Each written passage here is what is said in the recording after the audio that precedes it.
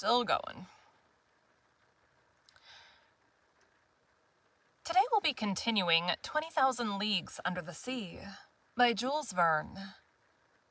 Chapter 6. At Full Steam. At this cry, the whole ship's crew hurried towards the harpooner. Commander, officers, masters, sailors, cabin boys. Even the engineers left their engines and the stokers. Even the engineers left their engines and the stokers their furnaces. The order to stop her had been given, and the frigate now simply went on by her own momentum. The darkness was then profound, and however good the Canadian's eyes were, I asked myself how he had managed to see, and what he had been able to see. My heart beat as if it would break, but Ned Land was not mistaken, and we all perceived the object he pointed to. At 2 cables' length from the Abraham Lincoln, on the starboard quarter, the sea seemed to be illuminated all over. It was not a mere phosphoric phenomenon.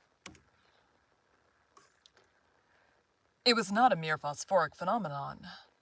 monster emerged some fathoms from the water, and then threw out that very intense but inexplicable light mentioned in the report of several captains.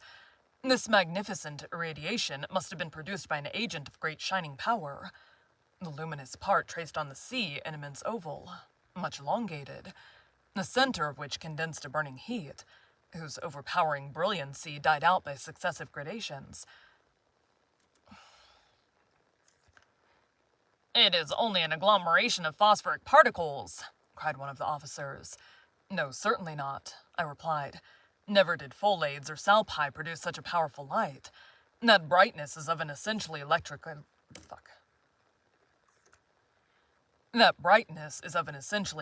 nature. Besides, see, it moves. It is moving forwards. Backwards, it is darting towards us." A general cry rose from the frigate. "Captain." He's not called captain, though. This was commander.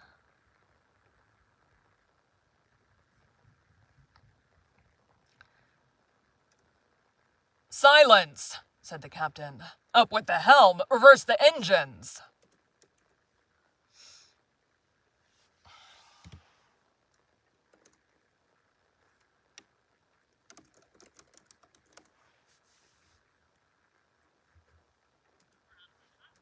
"Perhaps I have."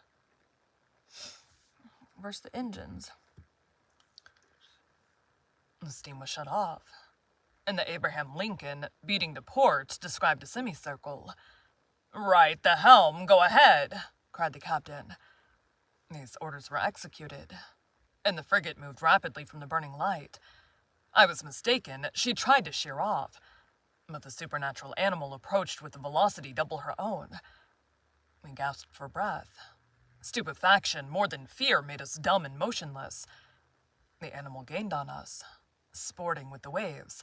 It made the rounds of the frigate, which was then making 14 knots, and enveloped it with its electric rings like luminous dust. Then it moved away 2 or 3 miles, leaving a phosphorescent track, like those volumes of steam that the express trains leave behind. All at once, from the dark line of the horizon, whither it retired to gain its momentum, the monster...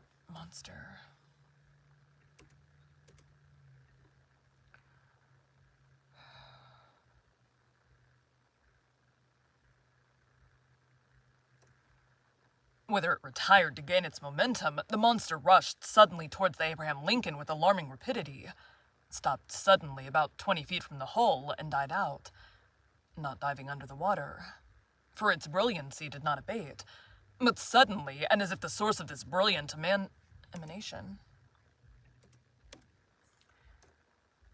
But suddenly...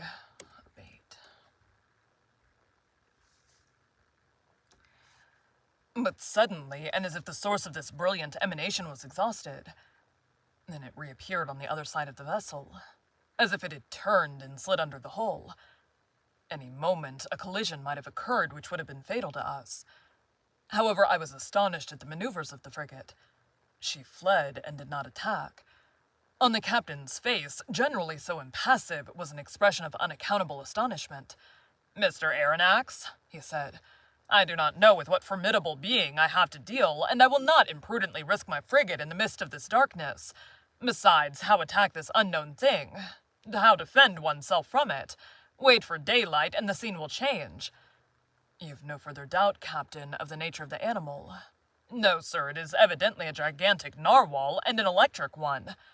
Perhaps, added I, one can only approach it with a gymnotus or torpedo.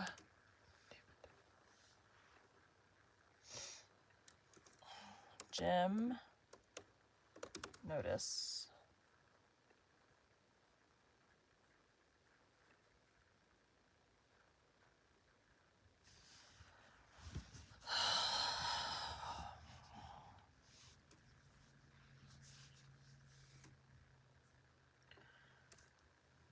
One can only approach it with a gymnotus or a torpedo.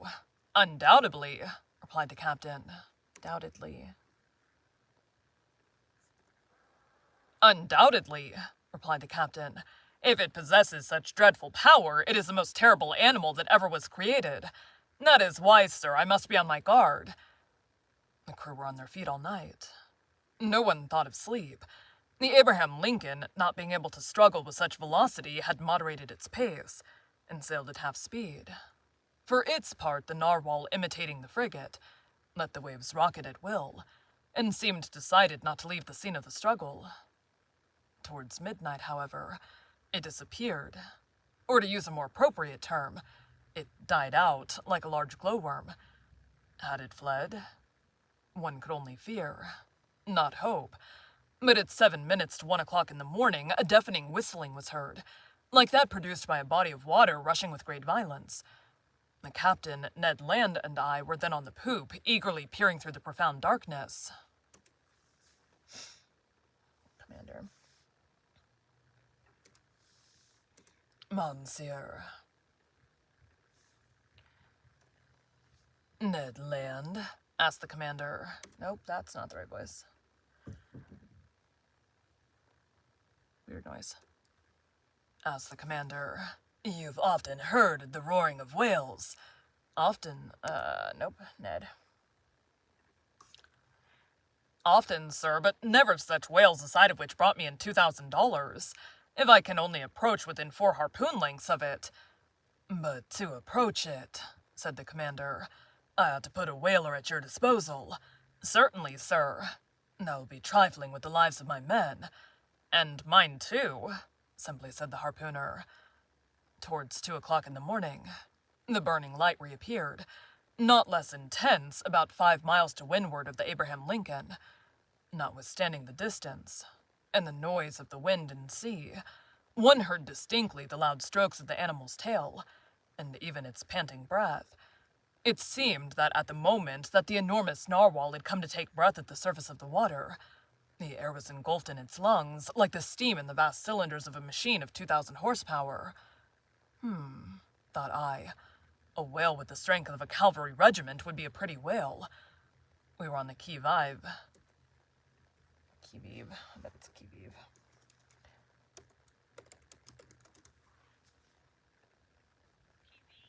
Qui-vive. We were on the qui-vive till daylight, and prepared for the combat. The fishing implements were laid along the hammock nettings. The second lieutenant loaded the blunderbusses, which could throw harpoons to the distance of a mile, and long duck guns with explosive bullets which inflicted mortal wounds even to the most terrible animals. Mortal wounds?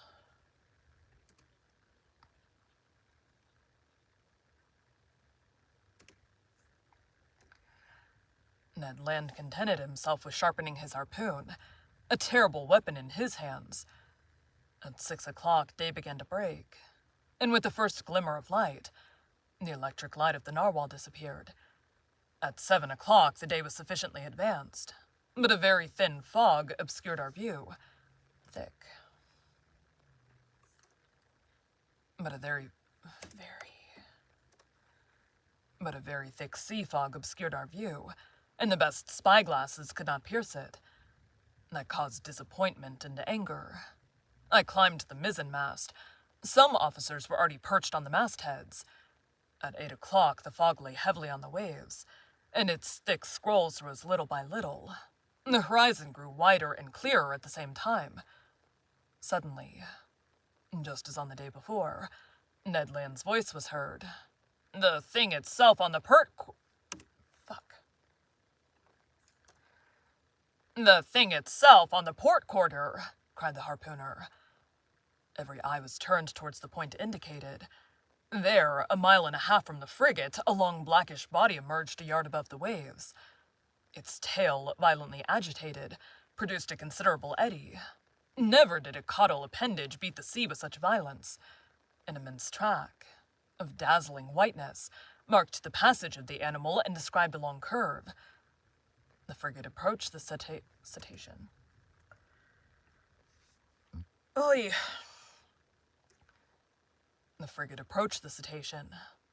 I examined it thoroughly. The reports of the Shannon of the Helvetia had rather exaggerated its size, and I estimated its length at only 250 feet. As to its dimensions, I could only conjecture them to be admirably proportioned. While I watched this phenomenon, 2 jets of steam and water were ejected from its vents, and rose to the height of 120 feet. Thus I ascertained its way of breathing. I concluded definitely that it belonged to the vertebrate branch, class Mammalia. The crew waited impatiently for their chief's orders. The latter, after having observed the animal attentively, called the engineer. The engineer ran to him. "Sir," said the commander, "you have steam up?" "Yes, sir." Engineer.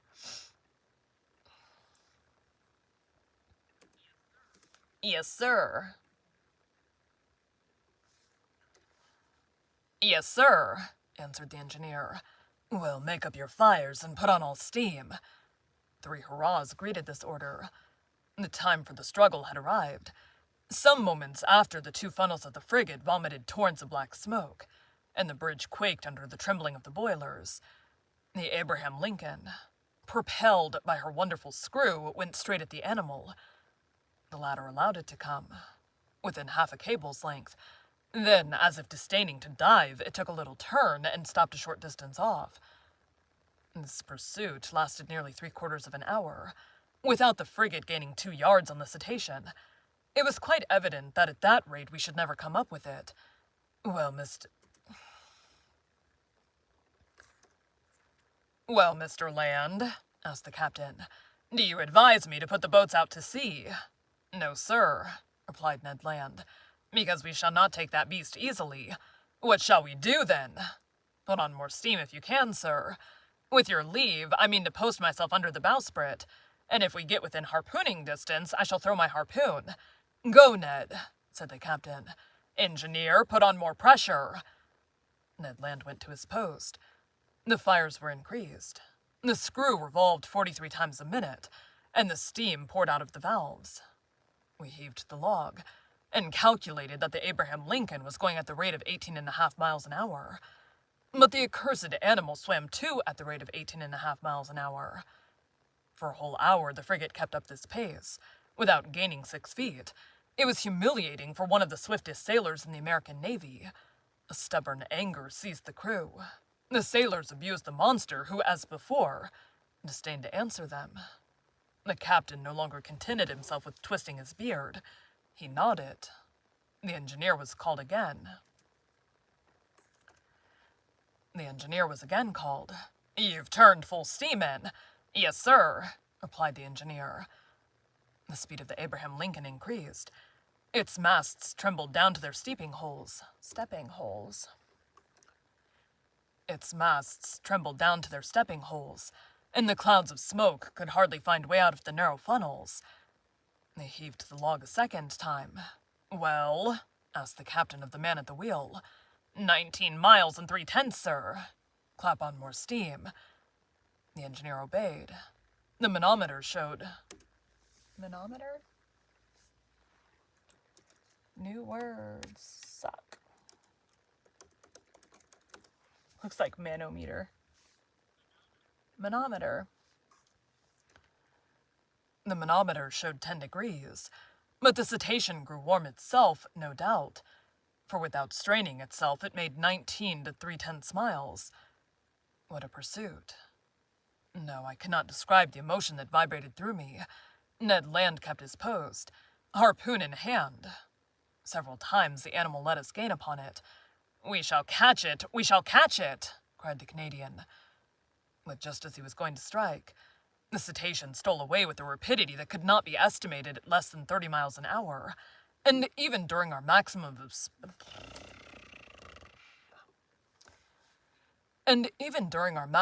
speed, it bullied the frigate, going round and round it. A cry of fury broke from everyone. At noon, we were no further advanced than at 8 o'clock in the morning. The captain then decided to take more direct means. "Ah," said he, "that animal goes quicker than the Abraham Lincoln. Very well, we will see whether it will escape these conical bullets. Send your men to the forecastle, sir." The forecastle gun was immediately loaded and slewed round, but the shot passed some feet above the cetacean, which was half a mile off. "Another, Commander." "Another more to the right," cried the commander, "and $5 to whoever will hit that infernal beast."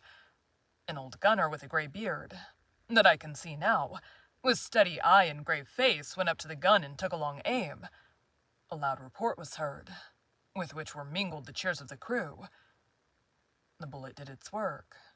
It hit the animal, but not fatally, and sliding off the rounded surface was lost in 2 miles' depth of sea. The chase began again, and the captain, leaning towards me, said, "I will pursue that beast till my frigate bursts up." "Yes," answered I, "and you'll be quite right to do it." I wished the beast would exhaust itself, and not be insensible to fatigue like a steam engine. But it was of no use. Hours passed without its showing any sign of exhaustion. However, it must be said in praise of the Abraham Lincoln that she struggled on indefatigably. I cannot reckon the distance she made under 300 miles during this unlucky day, November the 6th. But night came on and overshadowed the rough ocean. Now I thought our expedition was at an end, and that we should never again see the extraordinary animal. I was mistaken. At 10 minutes to 11 in the evening, the electric light reappeared 3 miles to windward of the frigate, as pure, as intense as during the preceding night. The narwhal seemed motionless, perhaps tired with its day's work. It slept, letting itself float with the undulation of the waves. Ow. That hurt.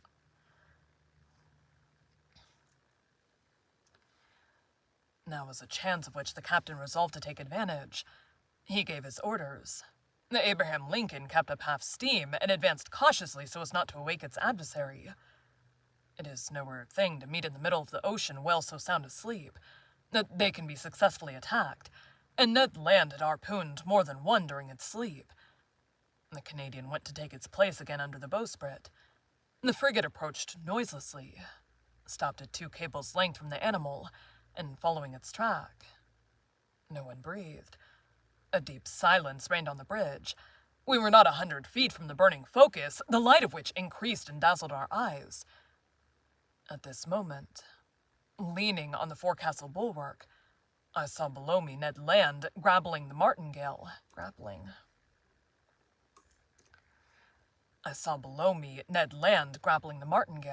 In one hand, brandishing his terrible harpoon in the other, scarcely 20 feet from the motionless animal. Suddenly his arm straightened and the harpoon was thrown. I heard the sonorous stroke of the weapon, which seemed to have struck a hard body. The electric light went out suddenly, and 2 enormous waterspouts broke over the bridge of the frigate, rushing like a torrent from stem to stern, overthrowing men and breaking the lashings of the spars. A fearful shock followed, and thrown over the rail without having time to stop myself, I fell into the sea. Thank you for joining Bite at a Time Books today, while we read a bite of one of your favorite classics. Again, my name is Bree Carlile, and I hope you come back tomorrow for the next bite of 20,000 Leagues Under the Sea. All right. Thanks, guys.